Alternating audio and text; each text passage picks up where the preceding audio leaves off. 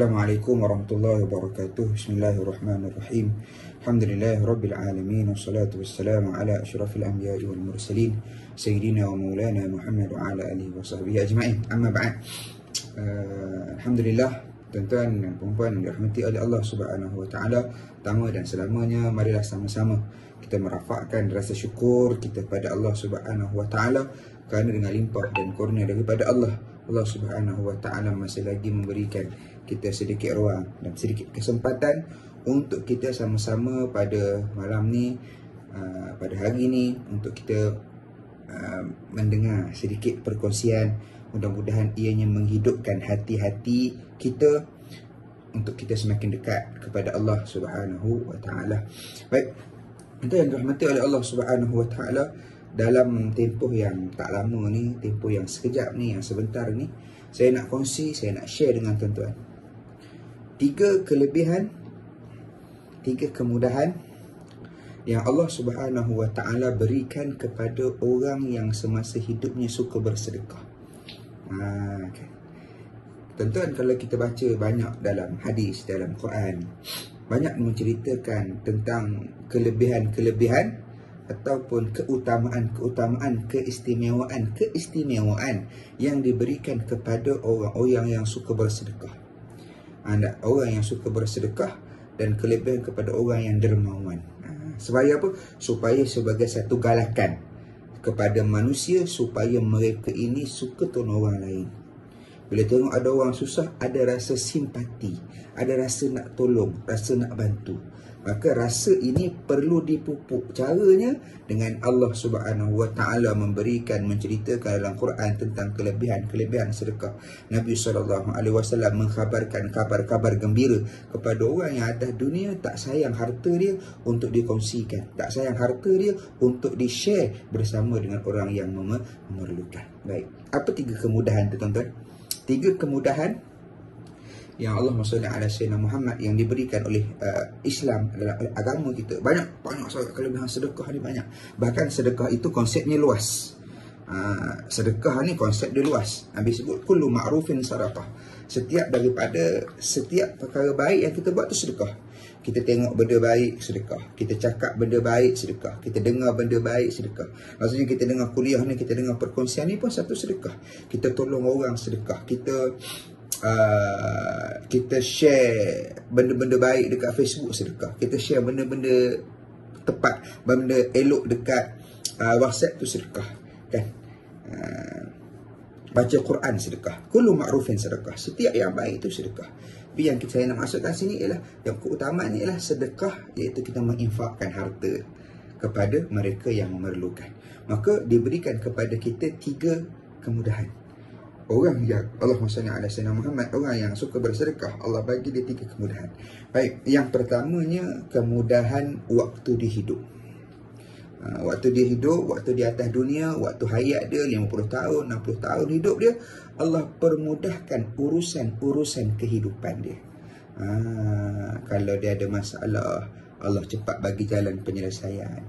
Kalau dia rasa sempit, cepat Allah bagi dia lapang. Sebab tu tuan-tuan, sedekah ni dia sebenarnya melapangkan kesempitan hati dan kesempitan kehidupan kita. Pernah guru kami yang mulia Syekh Yusri Hafizahullah waktu di Mesir, dia menceritakan satu kisah. Dia kata, orang dulu, ulama-ulama dulu, kalau mereka ni rasa gelisah, rasa tak tenang, rasa macam gundah gulana, maka mereka akan keluar daripada rumah mereka dan mereka akan panggil budak-budak. Kemudian mereka akan bagi makan, main dengan dia, bagi hadiah, bagi mainan. Seronokkan budak-budak ni, sedekah pada budak-budak ni.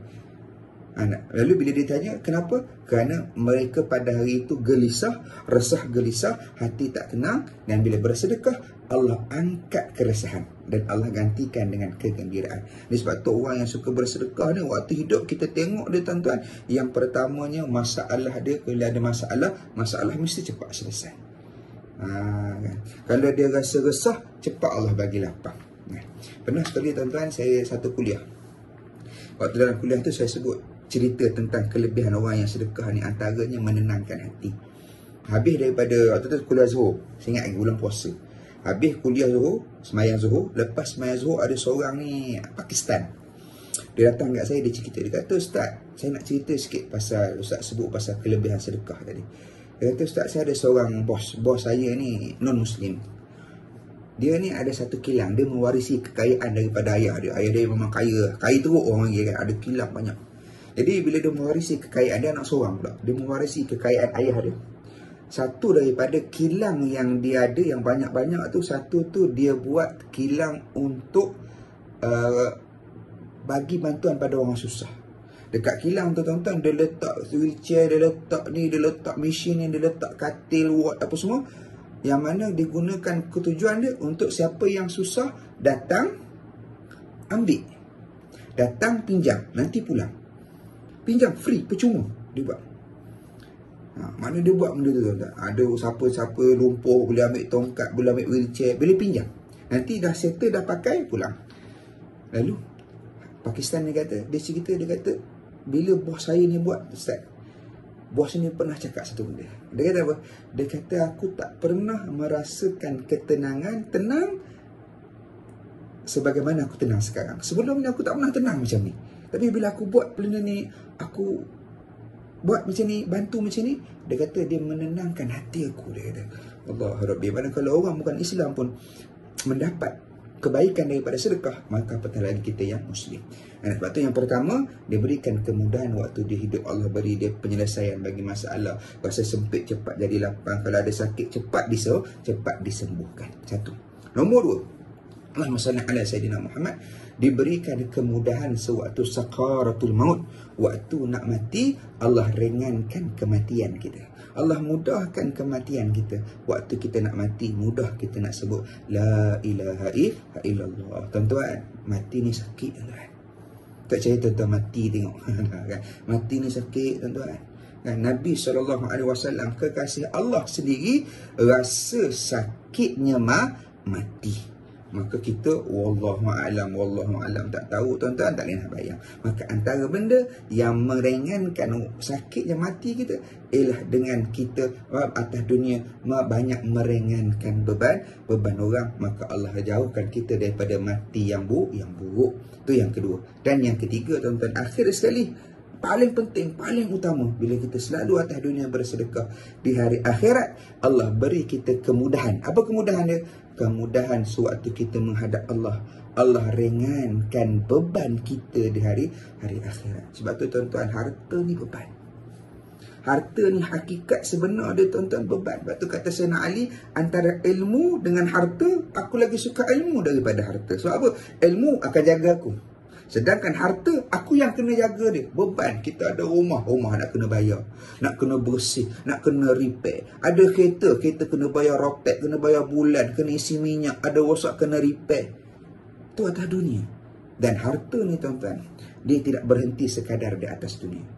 Harta kita ni semuanya kita akan bawa dan dipertanggungjawabkan di hari akhirat. Allah akan tanya, harta kita ambil kat mana? Allah akan tanya, harta kita habis dekat mana? Maka untuk kita memudahkan kita di hadapan Allah, ialah dengan cara atas dunia ni kita mudahkan urusan orang lain, Allah akan mudahkan insya-Allah kita bila ada di hadapan Allah Subhanahu wa taala. Jadi wallahu alam, sekadar itu dulu tuan-tuan. Mudah-mudahan dengan sedikit yang saya bagi ini akan menggalakkan kepada kita untuk kita bersedekah. Lagi-lagi pada sekarang zaman ramai orang susah, orang payah nak hidup dan sebagainya, kita boleh membantu. Bantulah mereka yang dekat dengan kita, adik-beradik, kawan-kawan, sahabat-sahabat, jiran, tetangga. Ada bantuan kita, insya-Allah akan kembali hakikatnya kepada kita. Wallahu a'lam. Assalamualaikum warahmatullahi wabarakatuh.